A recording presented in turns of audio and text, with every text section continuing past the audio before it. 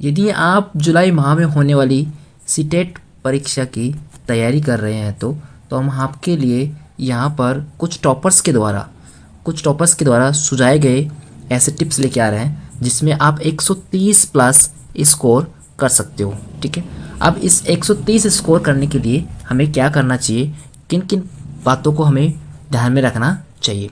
ठीक है, तो पहली चीज़ है विगत वर्षों के पेपर अच्छे से पढ़े, यानी प्रीवियस ईयर क्वेश्चन ज़्यादा से ज़्यादा क्वेश्चन करने होंगे। ठीक है, अच्छा रिजल्ट देना चाहते हो, परीक्षा में बेहतर रिजल्ट करने के लिए आपको पुराने प्रश्न पत्रों को अच्छे से समझना जरूरी है। यदि आप तैयारी की शुरुआत में ये काम कर लेते हो तो आपको प्रश्नों के सही लेवल और परीक्षा के सही पैटर्न का अनुमान हो जाएगा। ठीक है, दूसरी चीज़ आपको ध्यान रखना है कि एक शेड्यूल बनाना है आपको। एक आपका पढ़ने का जो शेड्यूल है, आपको सही टाइम टेबल बनाना है, उसके हिसाब से पढ़ाई करनी है।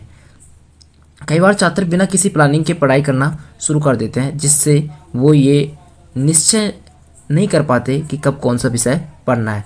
इससे उन्हें तैयारी के दौरान कई सारे कन्फ्यूजन होते हैं। इसलिए आपको एक प्रॉपर स्टडी रूटीन बनाना चाहिए, तो जिसमें सिलेबस के आधार पर समय टाइम टेबल अपने हिसाब से डिसाइड करना है। ठीक है, अब हम बात करें कौन से विषय पर सबसे ज़्यादा फोकस करें, तो एक्चुअली में आपको सबसे ज़्यादा फोकस करने की ज़रूरत है कि CDP। ये CDP आपकी स्कोरिंग नंबर है, सबसे ज़्यादा स्कोरिंग आपकी CDP करा पाएगी। तो CDP यानी चाइल्ड डेवलपमेंट पेडागोजी, इस विषय में 30 अंक प्रश्न पूछे जाते हैं। कितने पूछे जाते हैं? 30 अंक प्रश्न पूछे जाते हैं। ये विषय स्कोर बूस्टर है। यदि आपको बाल विकास की अवस्थाओं और शिक्षा, मनोस्थिति जैसे टॉपिक अच्छे से पढ़ोगे, ठीक है, तो आपको यहाँ से 30 क्वेश्चन में से 30 आप स्कोर कर सकते हो। टिप्स नंबर 4 है कि हिंदी और इंग्लिश भाषा पर अच्छी कमांड रखनी है। ठीक है, तो हिंदी इंग्लिश दोनों भाषाओं पर आपको बेहतर पकड़ बनानी होगी। इस विषय में 30 से 30 अंक प्रश्न पूछे जाते हैं। 30 आपके हिंदी में पूछे जाते हैं, 30 आपके इंग्लिश भाषा में पूछे जाते हैं। ठीक है, तो आपको ध्यान रखना है कि इसमें 18 से 22% व्याकरण भाग से होते हैं। ठीक है, हिंदी से हो चाहे इंग्लिश, तो व्याकरण भाग से होंगे।